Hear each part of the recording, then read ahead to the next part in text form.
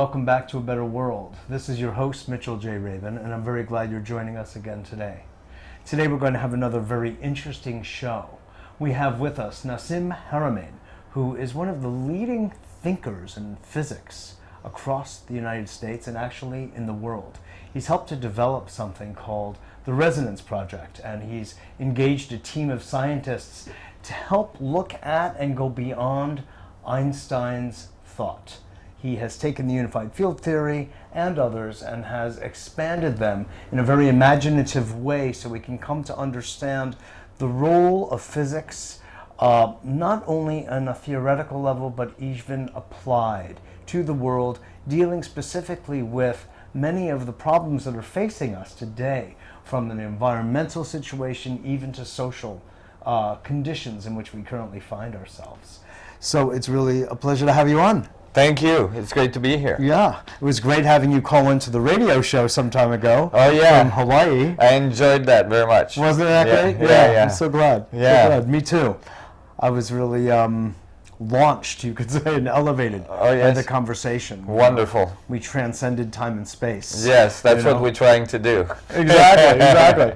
Why don't you give us a kind of an encapsulation? I know that's like a really hard thing, but you're skilled, and maybe you could do it in a way that our audience can grasp. Right. Well, what I've done is I've looked at Einstein field equations and the way we deal with spin and angular momentum in our current physics. And I realized there was some deficiency in the way we looked at space and matter. And I realized that we had missed, well, we didn't have in our current physics the source or the origin of things. Like we didn't have the origin of the magnetic field, we didn't have an origin of spin. Basically the Big Bang just replaced the word God in our physics. When the why question is actually dropped out a lot because nobody knows how to answer it. Right, exactly. And for me that was unacceptable. I was really looking for the source. I'm really glad to hear that. And I started to realize that when we look at the material world, we're really looking at 99.999999% space. And so we're really looking at a very, airy, spatial, if you'd like, material world. And it seems so dense to us. But in fact, it's only just slight electromagnetic fields that are colliding that is giving us that sense. And I started to think very early. I know, I realized that early on when physics was something that I just thought about. I went, my God, if you look at the space between, the proton, neutron, and the electron, all there is empty space. Right. That's why things actually such as Zen appealed to me, because I could come to understand the understanding of the void. Right. Yeah. Exactly. That's what most things are. Right. Even between atoms, in like a molecule of diamond, there's it's very dense. Still, if you grew one of the atoms in that molecule to an orange size, the other one would be 2 football fields away. So there's so much space, and I start to realize, wait a minute, maybe matter doesn't define the space, but space defines matter. Maybe it's the space that produced the effect that we call matter, which is basically just a little jiggle in the space, a little spin of the space. And so I start to look at the space in more detail. And, I studied a lot of physics, some 20 years, and, looked in details as how we deal with the electromagnetic field, the gravitational field, and it started to come clear to me. Like, for instance, Einstein used space and time to curve it to create gravitational field. Found out that at the quantum level, when they look at the space is not empty, but it's actually full of energy. Vacuum fluctuation it's called, or zero-point energy, and that this fluctuations are not trivial. They're like infinitely dense, and then they're renormalized to a number that they can deal with, which is 10 to the 93 grams per centimeter cube, which is more than if I took all the stars in the universe that we see in billions of galaxies and stuck them in a centimeter cube of space. Still, that wouldn't add up to 10 to the 94 gram or 10 to 93 grams per centimeter cube. It would be 40 orders of magnitude smaller in density if I took all the stars Wow. in the universe and put them in a centimeter cube of space. So it was clear to me that maybe it's the other way around, that it's the space that creates matter. And I start to look at the space in a different way, you know. I'm very dyslexic, so I have tendency to flip things around, so it was easy for me. Very funny. And I start to think, well, maybe there's a little bit of structure in the space. There's a little bit of coherency in the space, that these fluctuations in the vacuum are not completely random as described in current physics, but they're actually there's areas where there's coherency and there's structure, and where there's coherency and structure, all of a sudden basically energy comes out of the space, electromagnetic fields come out. Doesn't string theory suggest that there is an underlying coherency? Yes, it does, and many other theories suggest that there is an underlying coherency, but they've been written in such a way that, like, they're using many dimensions, and they're very complex, and they don't apply. See, I did it in a very simple way, Yeah. in a very direct way, using semi-classical mechanics, staying in the bounds of current physics. Oh, yes. I didn't do it in multiple dimensions, or I didn't complexify. I simplified. And when I A stroke of brilliance. well, usually, between two competing theory, usually the simple one is the most accurate. On that note, I want to just say that you're reminding me, Nassim, of a high school drawing teacher that I had, who used to have us draw and say, don't look at what it is you drew. Look at the space on the other side of it. Mm-hmm, yeah. And he had us focus on the space, not on the object. Yes, it's like when Talk about simple. Yeah, when people sculpt, they commonly say, "I just remove what's not the sculpture." Exactly. And so I was, it was clear to me that there must be some fundamental geometry to the structure of space, that there must be some fundamental dynamics to the structure of space, and I started to examine those and find that. And that's what led me to modify Einstein's field equation, to add a torque and Coriolis effect in there, to give it a spin function, and give it and give a source. Could you define torque in this context and Coriolis effect? Well, torque and Coriolis effect are without knowing calculus. Right. It's an effect of space-time due to a change in densities. It's just like water going down your drain, right? Yeah. When it goes down the drain, it doesn't just curve. It doesn't just curve into it. Right, which is really what the current equation. It actually downward spiral. Yeah, it spins into it, and as it spins in, air comes out, and as it spins in, it produces a torque. If there was a little rubber ducky on your back, it starts going around, right, and all this. So torque is twisting power. It's twisting power, exactly, and the result is a distortion of the space, which is torsion. And so I started to describe this Einstein field equation in a little different way, and then eventually I got down to the atom, and I realized that what I call it, there was a spin horizon that would get created when the spin would reach the speed of light, and you can imagine. That's very poetic. I like that. Thank you. And then just like a figure skater, when they bring their arms in, they spin up. Well, when the structure of space is getting really small, then it spins up, and I start to calculate where would it reach that ultimate spin rate,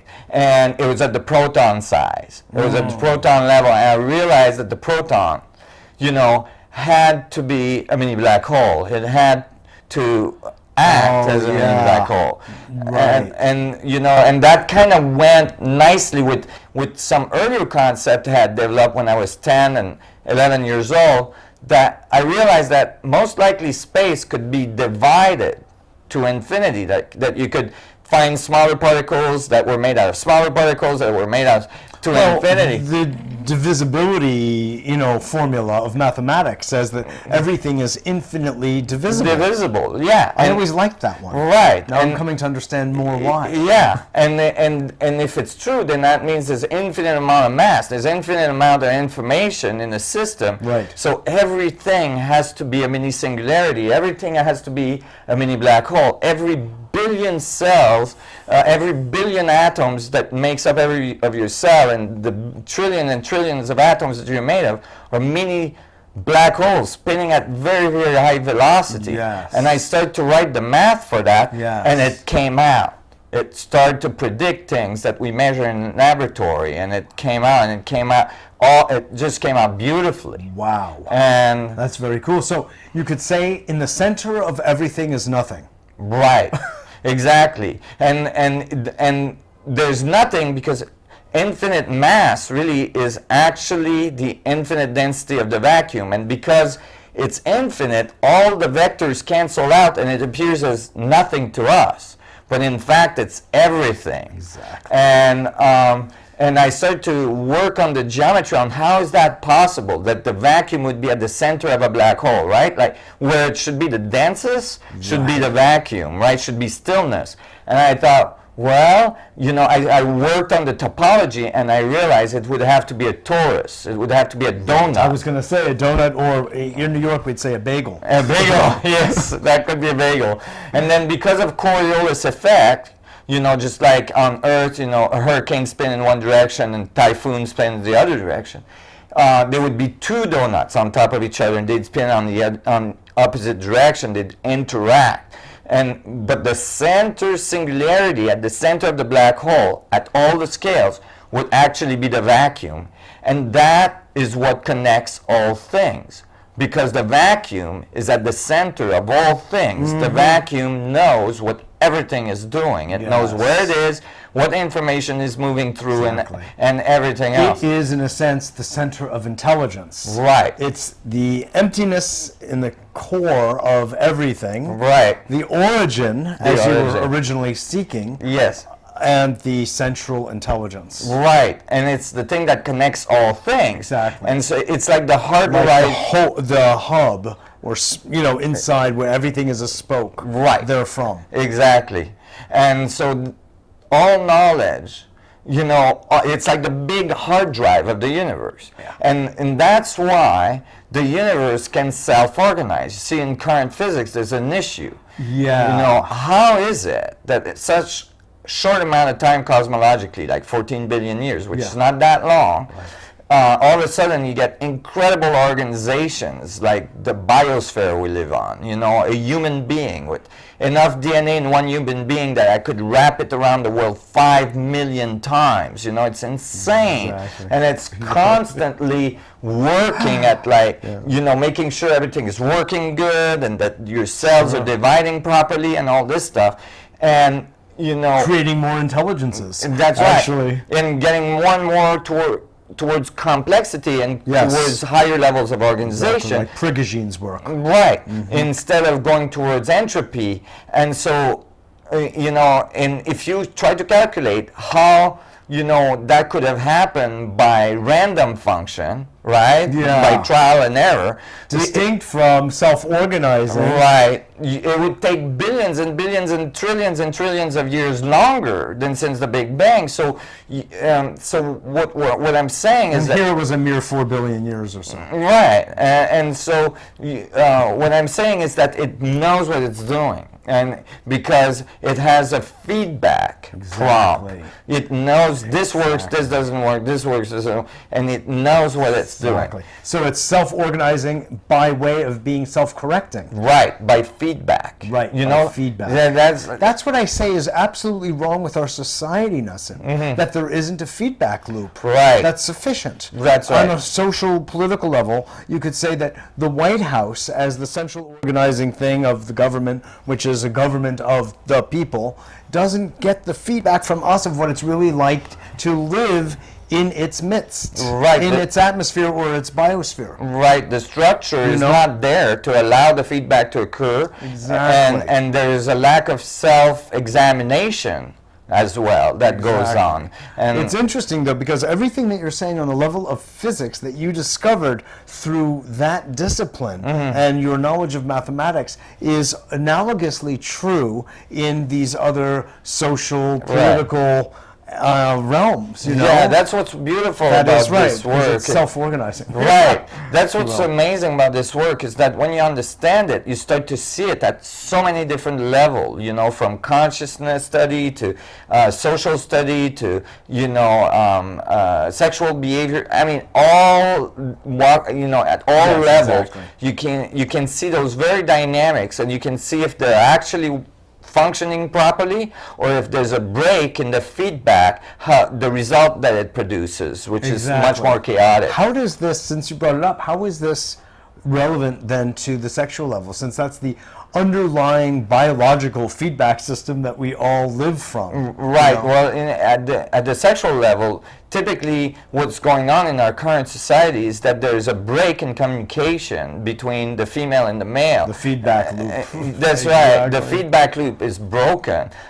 People have sexual behaviors with each other where they actually, in their own world, and the other person is there in their own world, there's not actually a full exchange. There's not an actual full feedback loop between the energies, so it doesn't flow so well. So there's all sorts of issues that come. Issues, exactly. That's right. However, when the feedback loop is fully engaged and people are perceiving each other and aware outside of themselves in a way, engaged, that's when things go well. Right. So we have a model, a healthy model of sexual behavior, that's as right. well as and communication social behavior. Right. That's right. The same thing in communication. You have to be looking for feedback and accepting feedback, and you have to be able to give feedback, and otherwise, as soon as that breaks down, then good chance that the relationship is going to have some issues. Exactly. Yeah. This is great. I'm so glad we're talking about this, because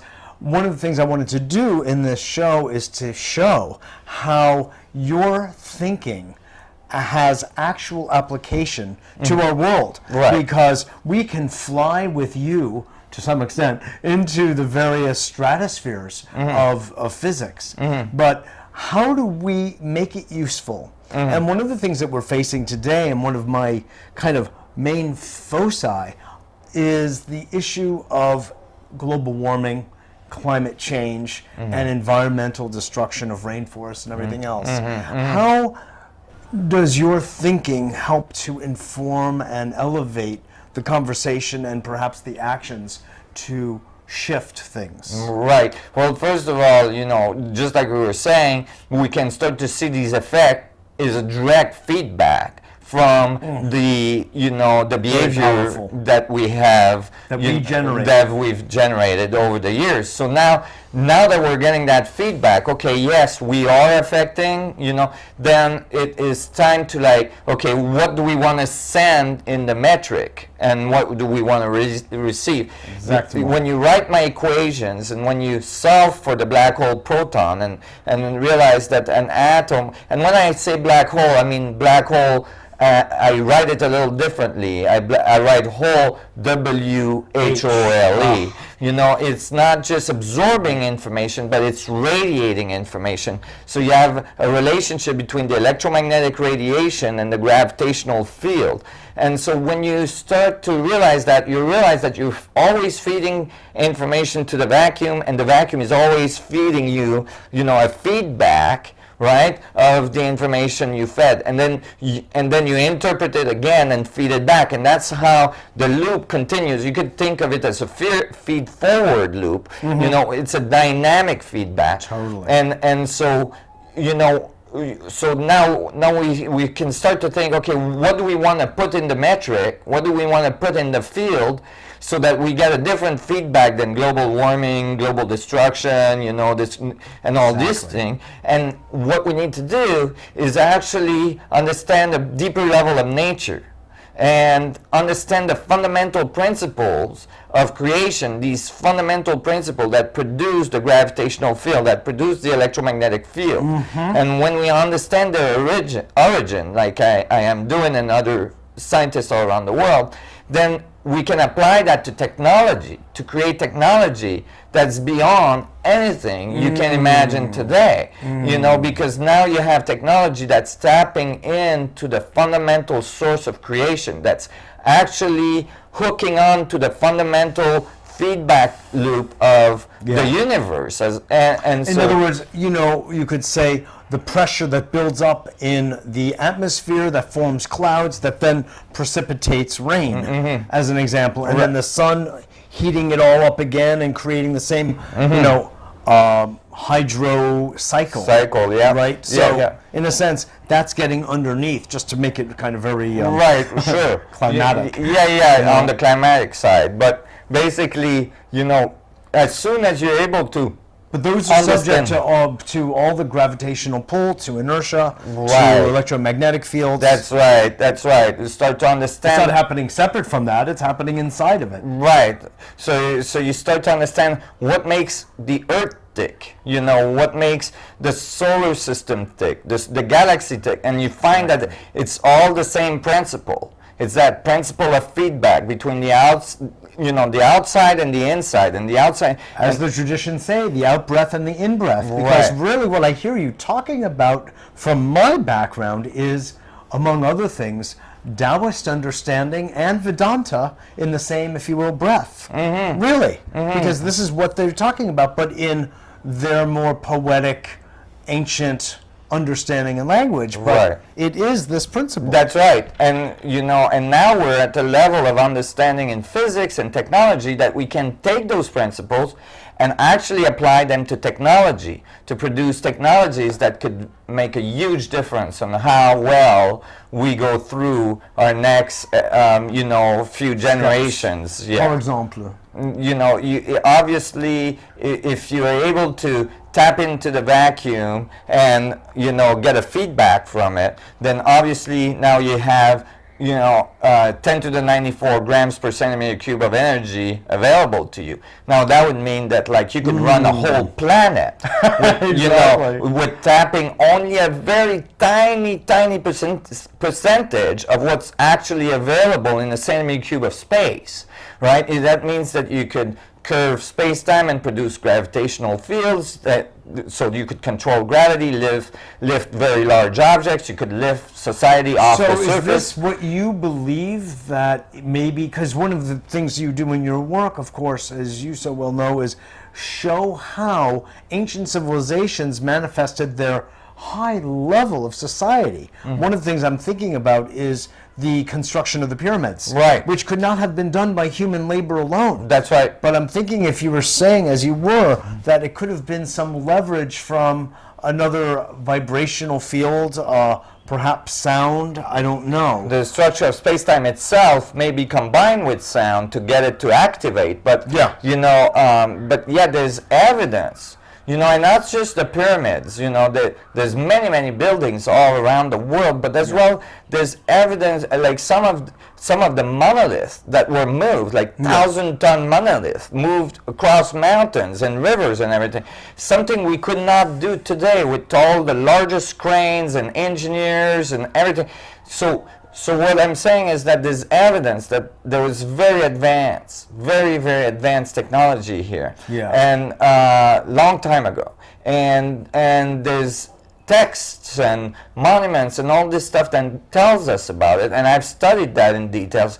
And I'm not the only one, you know. Most people don't know, but actually, you know, Newton, for instance, which, you know, gave us his wonderful laws of gravity and motion and so on, you know, studied the Kabbalistic texts and ancient traditions for 20 years, you know, and then wrote his physics. And so, you know, and that's where he said that he got most of his information, not from apples falling from trees. And, you know, that, you know, and I think that's very telling. And I've done a little bit of the same path. I studied ancient civilizations for a very long time, and I found that there was some fundamental information about the structure of space, the structure of reality, and that if it was applied to physics and eventually technology, it could make a big difference in our world. Well, you know, we're going to have you back on, because to end then is impossible, but probable. Nassim, merci pour tout. Hein? Non, merci, c'est mon plaisir. Mon plaisir. Merci. This is Mitchell J. Rabin. That was Nassim Haramein. It was such a pleasure to talk with him about this brilliant physics as applied to the real world, so to speak, as we create it. Thanks so much for joining us, and I look forward to seeing you all next week.